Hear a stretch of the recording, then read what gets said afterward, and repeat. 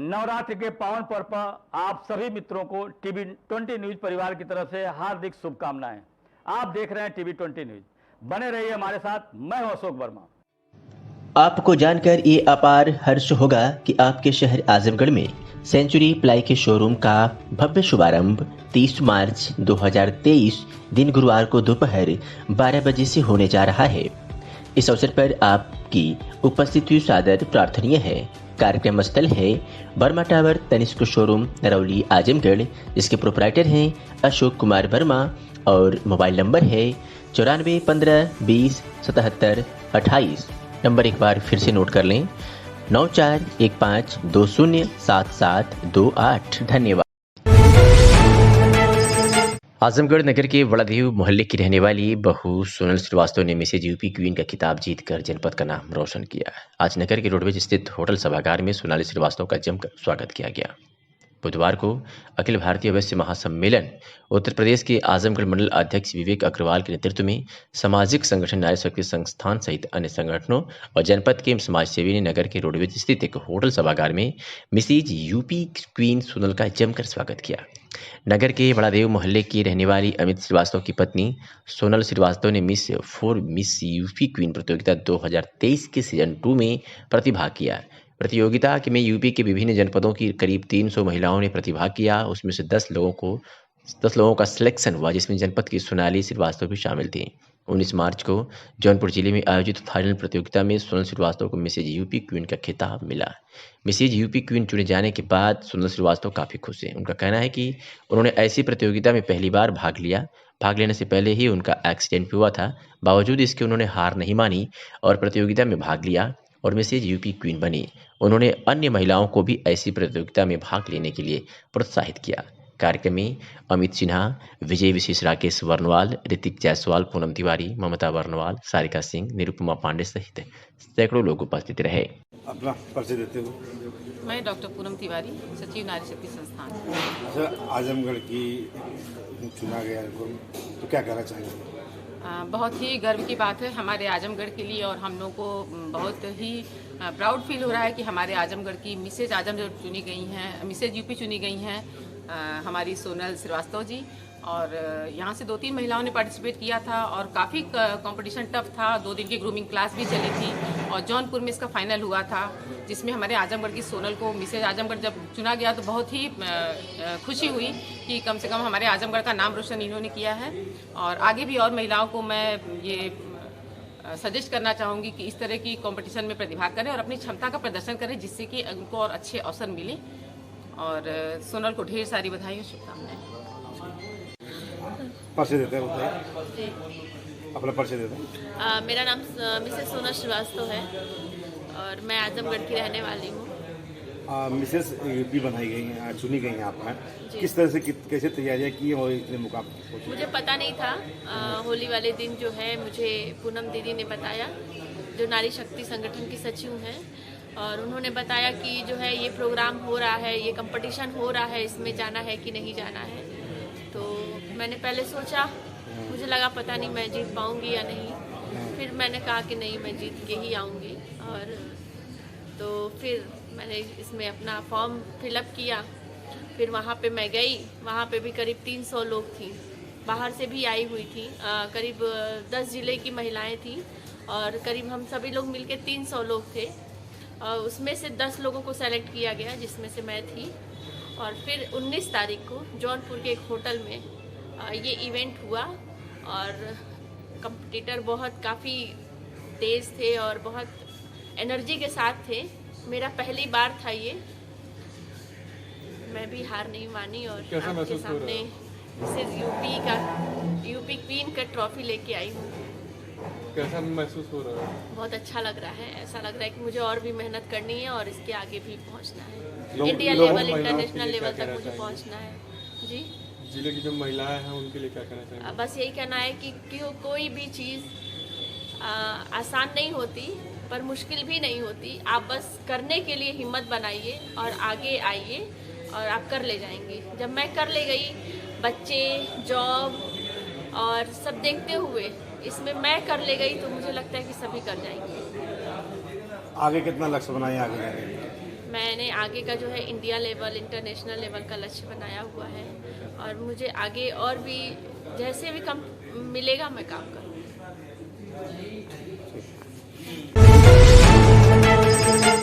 आजमगढ़ जनपद के सराय में स्थित मयूसी खाना main road new footwear zone का उद्घाटन आइडियल जर्नलिस्ट एसोसिएशन के प्रमुख महासचिव साहित्यकार संजय कुमार पांडे एवं वसीम उर्फ पप्पू पेजर ने संयुक्त रूप से फीता काटकर किया। इस अवसर पर साहित्यकार पत्रकार संजय कुमार पांडे ने प्रोप्राइटर अभिषेक राय एवं नदीम शेख को नवरात्रि एवं रमजान के पावन अवसर पर शुभकामनाएं दी और कहा कि इस फुटवियर जोन के खुलने से क्षेत्रवासियों को उचित मूल्य पर फुटवियर मिलेगा। इस अवसर पर आइडियल जर्नलिस्ट एसोसिएशन के पूर्वांचल महामंत्री नूरुल ऐन फिरोजी, आइडियल जर्नलिस्ट एसोसिएशन जिलाध्यक्ष Azamgarh Vivekanand Pandey, ideal journalist association जिला कोषाध्यक्ष विजय विश्वकर्मा, मोहम्मद यासिर पेंड्रा, पूर्व प्रधान भोला त्रिपाठी, अहमद नईम, अहमद अबू बकर, अफाक अहमद आदि लोग उपस्थित रहे। स्वास्थ्य विभाग की योजनाओं को घर घर पहुंचाने वाली आशा कार्यकर्ता अब क्षय रोग उन्मूलन अभियान में भी अहम भूमिका निभा रही है। वो अपने कार्य क्षेत्र में घर घर जाकर टीबी के संभावित मरीजों की खोज करने के साथ ही उनकी जांच और उपचार कराने में मददगार बन रही है। यही कारण है कि इन्हें स्वास्थ्य विभाग और समुदाय के बीच एक कड़ी के रूप में भी जाना जाता है। ऐसे ही कड़ी में शामिल है रतुआ पार की आशा कार्यकर्ता अनीता, जो अपनी मेहनत और लगन के कारण न केवल स्वास्थ्य विभाग में बल्कि अपने इलाके में भी काफी लोकप्रिय है। आशा अनीता ने बताया कि वर्ष 2018 में हमें रतुआ पार की जिम्मेदारी मिली। अब तक टीबी के संभावित लक्षण वाले 150 लोगों की जांच करवाने में मदद की। इसमें 17 लोग टीबी पॉजिटिव मिले, सभी स्वस्थ हो चुके हैं। सिर्फ 4 मरीजों की दवा चल रही है। आशा अनीता ने बताया कि टीबी के मरीज को 6 माह से 1 साल तक नियमित दवा खानी पड़ती है। कई बार मरीज को लगता है कि वह ठीक हो गया है और वह समय से पहले ही दवा खाना छोड़ देता है।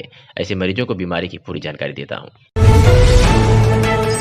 नागपुर में नाबालिग लड़की के साथ अप्राकृतिक दुष्कर्म करने वाले मामले में आज पुलिस ने उस लड़की को गिरफ्तार करने में सफलता हासिल की है।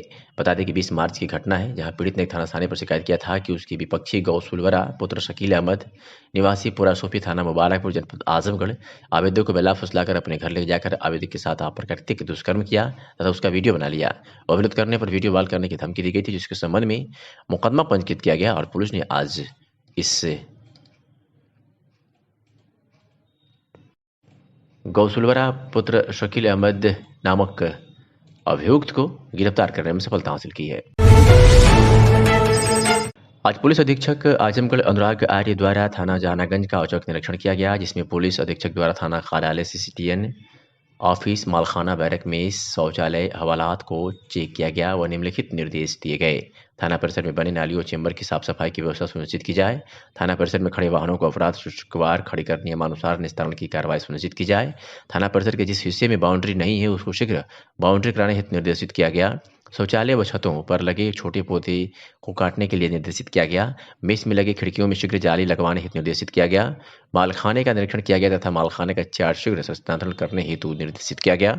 थाना कार्यालय में अभिलेखों का अवलोकन किया गया। जनसुनवाई रजिस्टर को चेक किया गया तथा उसकी फीडबैक भी लिया गया। लंबित शिकायतों का गुणवत्तापूर्वक यथाशीघ्र निस्तारण हेतु निर्देशित किया गया। विश्व की सबसे बड़ी कथा यात्रा श्री राम कथा भारतवर्ष यात्रा के तहत आजमगढ़ जनपद में 31 मार्च को पहुंचेगी और 31 मार्च से 6 अप्रैल तक नगर के पहाड़पुर स्थित गौशाला पर श्री राम कथा आयोजन किया जाएगा। नगर के एक होटल सभागार में आयोजित प्रेस वार्ता में कथावाचक आकाश पांडे ने बताया कि श्री राम पथ पर 108 कथाओं के अंतर्गत 5 बोलियों 7 भाषाओं में उत्तर से दक्षिण भारत के कुल 10 राज्यों के 31 जनपदी सहित नेपाल एवं श्रीलंका राष्ट्र को श्री राम कथा सूत्र में पिरोने का संकल्प लिए श्री रामायण सेवा ट्रस्ट श्री राम कथा भारतवर्ष यात्रा का आयोजन कर रही है। श्री रामायणम सेवा ट्रस्ट के संस्थापक पूज्य अनुश्री महाराज जी के पावन सानिध्य में यह कथा यात्रा नैमी सारण्य धाम में से आरंभ हो अयोध्या धाम एवं बस्ती जनपद के उपरांत जनपद आर्यमगढ़ में पहुंची है। श्री रामायणम सेवा ट्रस्ट के मुख्य ट्रस्टी श्री राकेश कुमार बर्नवाल एवं कथा संयोजक विवेक अग्रवाल की अध्यक्षता में बड़ा गणेश मंदिर में सायकाल भगवान श्री गणेश जी को श्री राम कथा का प्रथम निमंत्रण दिया गया। नगर के श्री कृष्ण गौशाला में 31 मार्च को सायकाल 4 बजे से कथा आरंभ होगी एवं दिनांक 6 अप्रैल तक चलेगी। मेरा नाम अनुश्री है और वर्तमान में आज सभी लोग यहाँ पर उपस्थित हैं। नववर्ष का दिन है आज के ही दिन सृष्टि का निर्माण हुआ था और आज ही के दिन भगवान श्री सीता रामचंद्र जी जिनका राज्याभिषेक अयोध्या में वापसी की बात हुई, आज का ही वो दिन है जिस दिन विक्रमादित्य का भी राज्याभिषेक हुआ था और विक्रमी संवत शुरू हुआ था। आज हम सभी लोग 2080 विक्रमी संवत में हैं वर्तमान में। आज आप सभी लोगों को अवगत कराते हुए मुझे बड़ा हर्ष की अनुभूति हो रही है कि जिस यात्रा को हम इतने लंबे समय से इंतज़ार कर रहे थे आजमगढ़ जनपद में आने का, वह 31 मार्च से 7 अप्रैल तक श्री राम कथा भारतवर्ष यात्रा यहाँ पर पूरे धूमधाम से मनाया जाएगा। अयोध्या से एवं देश के कोने कोने से संतों का यहाँ पर आगमन होगा। इस कथा के बारे में आपको मैं अवगत कराना चाहता हूँ कि ये विश्व की सबसे बड़ी कथा यात्रा है।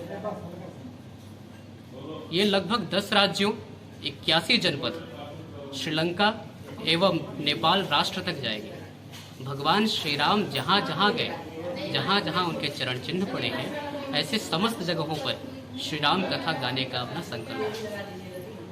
और हमारे साथ इस समय इस कथा के जो संयोजक महोदय हैं श्री विवेक अग्रवाल जी, और इस कथा में अपना पूरा सर्वस्व योगदान देने वाले ऋत्विक जायसवाल जी और हमारे मुख्य ट्रस्टी श्री राकेश बर्नवाल जी यहाँ उपस्थित हैं। और आप सभी जनपद वासियों को मैं आमंत्रित करता हूँ कि 31 मार्च से 7 अप्रैल तक आप सभी लोग श्री कृष्ण गौशाला में आए। शाम 4 बजे से श्री राम कथा गाई जाएगी और भगवान श्री राम के इस पावन अनुष्ठान में मैं सभी जनपद वासियों से आग्रह करता हूं कि सभी लोग सम्मिलित होकर अपना सहयोग प्रदान कर इस कथा यात्रा को सफल बनाएं। नवरात्रि के अवसर पर ही क्यों चुना गया, इस आयोजन किया गया? ये नवरात्रि के अवसर पर नहीं चुना गया है। ये यात्रा नैमिषारण्य धाम से शुरू हुई। संकल्प भूमि नैमिषारण्य धाम से शुरू होने के बाद बस्ती और अयोध्या जनपद होते हुए आर्यगढ़ में प्रवेश किया। थोड़ा सा ये आप लोगों को बताना आवश्यक समझूंगा कि हमारे युवा पीढ़ियों को शायद ये भी नहीं पता है कि भगवान श्री राम भी यहाँ से अपने जनकपुर की यात्रा में गए थे। यहाँ के भैरव बाबा मंदिर और आपके सरोला ताल के पास भगवान श्री राम के पद चिन्ह है। ये वही मार्ग है जहाँ से भगवान होते हुए बक्सर होते हुए जनकपुर तक की यात्रा की है। उस यात्रा के अंतर्गत ही ये पड़ाव पड़ा है। इसकी कथा के उपरांत हम मऊ जनपद में भी आगे प्रवेश करेंगे। आजमगढ़ की अतरौलिया नगर पंचायत के प्रसिद्ध दुर्गा मंदिर व ग्रामीण मंदिरों में आज चैत्र नवरात्र के पहले दिन बुधवार सुबह से ही माता के मंदिरों के बाहर भक्तों का जन सैलाब उमड़ पड़ा। मंदिर परिसर माता के जयकारों से गूंज उठे। नगर पंचायत समेत क्षेत्र के प्रमुख मंदिरों में भक्तों की भारी भीड़ देखने को मिली। सुबह मंगला आरती के पश्चात जैसे ही माता के पट खुले तो पूरा मंदिर परिसर जयकारों से गूंज उठा। मंदिरों के बाहर सुबह से ही भक्तों की लाइन लगनी शुरू हो गई थी। नवरात्र के अवसर पर प्रमुख मंदिरों तथा धार्मिक स्थल पर भव्य सजावट की गई थी। वहीं मंदिर परिसर के बाहर फूल माला तथा फल की दुकानों बातों के लिए सजी हुई थी। नवरात्रि का पहला दिन होने के प्रमुख मंदिरों पर पुलिस बल भी तैनात रहा। मंदिरों में भक्तों के मुख्य पुजारी द्वारा लाइन से दर्शन कराए गए। इस बार भी मंदिर में भक्तों ने नारियल फोड़ा और माता को फल, मेवे आदि प्रसाद भी चढ़ाया। इसके अलावा मंदिरों के बाहर लगी दुकानों पर पूरा दिन भीड़ देखने को मिली। तो वहीं घरों में लोगों ने शुभ मुहूर्त देखकर कलश की स्थापना की, माता का 16 श्रृंगार कर उनसे अपनी मनोकामना मांगी। नवरात्र के पहले दिन घर के बड़े लोगों ने व्रत रखे अपने परिवार के सुख समृद्धि व कल्याण की कामना की। वहीं कुछ भक्तों ने 9 दिन के व्रत शुरू किए। पूरे क्षेत्र में नवरात्र के पहले दिन मंदिरों में काफी भीड़ रही। आइए सुनाते हैं कि मंदिर के पुजारी और स्थानीय भक्तों ने क्या कुछ कहा। पंडित जी, सबसे पहले अपना नाम बताएं। विजय कुमार पांडे। पंडित जी, आज नवरात्रि का प्रथम दिन है और कैसे कैसे पूजा करते हैं इसके बारे में बताइए। आज प्रथम दिन है, माँ का आज कलश स्थापना होगा और जो है इस समय उनका जो है ध्यान होगा, आवाहन होगा, पूजन होगा, पाठ होगा। यही आज प्रथम दिन जो है कार्य है। यही 9 दिन चलेगा। 9वें दिन हवन होती है। तो इसमें क्या क्या फल वगैरह चढ़ता है इसके बारे में बताइए। इसमें देखिए घोटसोपचार से पूजन किया जाता है। इसमें दूध, दही, घी, मधु, शर्करा, गंगा जल, वस्त्र, उपवस्त्र, जनेऊ जिसे हम यज्ञोपवीत कहते हैं, हरिद्रा, हल्दी, अक्षत, फूल, दूब, अबीर, रोरी, बुक्का, धूप, दीप, नैवेद्य, तांबूल, सुपारी जिसे हम पूगी फल कहते हैं, द्रव्य दक्षिणा सहित जो है पूजन किया जाता है। फल वगैरह क्या क्या चढ़ते हैं? फल में इसमें जो है नाना प्रकार के फल, केला हुआ, सेब हुआ, अंगूर हुआ, यही सब जो है चढ़ाया जाता है। ये मंदिर के बारे में बताइए। मंदिर यहाँ स्थित है। आज नवरात्रि स्टार्ट है, कितने बजे से श्रद्धालु आ रहे हैं ये बताइए। ये आज परम पावन नवरात्र का महीना, चैत्र नवरात्र का महीना चल रहा है। यहाँ भक्तों की भीड़ 5 बजे से शुरू हो जाती है, अनवरत जो है 4 बजे तक चलती रहती है। और यहाँ पे गांव, ग्रामीण, बाजार, कस्बे के लोग काफ़ी संख्या में आकर भगवती का पूजन अर्चन करते हैं। प्रथम दिन से लेकर अष्टमी के दिन तक बहुत धूमधाम से यहाँ उत्सव मनाया जाता है और दशमी के दिन भंडारे का आयोजन कर सबको प्रसाद वितरण किया जाता है। पुराना मंदिर है यहाँ का? यहाँ का अतरौलिया का सबसे बड़ा, सबसे पुराना मंदिर दुर्गा मंदिर थाना रोड पे यही है। ये 30 वर्षों से है यहाँ पे। तो आज किस माता रानी की पूजा होती है? आज प्रथम शैलपुत्री की पूजा होती है, इसके बाद द्वितीय ब्रह्मचारिणी की होगी। ऐसे क्रमबद्ध तरीके से इनकी 9 दिन इनकी पूजा होती रहती है। 9 दिन यहाँ पूरा श्रृंगार लगा रहेगा? हाँ, 9 दिन भगवती का श्रृंगार होता है। दोनों टाइम आरती होती है, मंगला आरती होती, सब कार्यक्रम विधि विधान पूर्वक होता है। आज नवरात्र का पहला दिन है, मंदिर में भीड़ लगी है और किस माता की पूजा होती है और ये मंदिर कै बजे से खुल जाता है, इसके बारे में बताइए। ये मंदिर आपका 5 बजे से मंगला आरती से खुल जाता है और आज जो है राम नवमी है, दुर्गाष्टमी, और भारी से भारी भीड़ माता के दरबार में भीड़ है और पुलिस प्रशासन जो है हमारा यहाँ पे अतरौलिया का बहुत मदद करता है। कितने लोग श्रद्धालु अभी तक दर्शन कर चुके हैं? अभी कम से कम 150 से ऊपर जा रहे हैं। तो ये 9 दिन तक ऐसे ही रहता है यहाँ पे? 9 दिन तक भारी से भारी भीड़ यहाँ पे इकट्ठा होगी और आने की अभी भी उम्मीद है। आजमगढ़ में संस्कार भारती आजमगढ़ द्वारा आयोजित चैत्र प्रतिपदा नव संवत्सर 2080 की पूर्व संध्या पर गायत्री परिवार की गुरु माँ ओषा शर्मा जी के द्वारा वैदिक मंत्रोच्चार से संवत 2079 की विदाई एवं दीप प्रज्वलन करके नव संवत्सर 2080 यानी 2080 का स्वागत समारोह किया गया, जिसमें शहर के सम्मानित लोग एवं संस्कार भारती आजमगढ़ के सभी सम्मानित सदस्यों एवं पदाधिकारीगण उपस्थित होकर गौरीशंकर घाट पर सभी ने नव वर्ष का स्वागत किया। तो ये खबर और ये तस्वीरें आपको आजमगढ़ से टीवी 20 न्यूज पर दिखा रहे हैं। फ्रेम में दिख रही ये सुंदर तस्वीर संस्कार भारती आजमगढ़ द्वारा आयोजित कार्यक्रम की है, जहां नव संवत्सर की पूर्व संध्या पर गायत्री परिवार की गुरु माँ द्वारा कार्यक्रम का आयोजन किया गया। वहाँ पे क्षेत्र की तमाम महिलाओं ने इस कार्यक्रम में भाग लिया और अपनी अपनी उपस्थिति दर्ज की। गौरीशंकर घाट की तस्वीरें हैं, जहाँ पर सभी ने 9 वर्ष का हार्दिक अभिनंदन किया।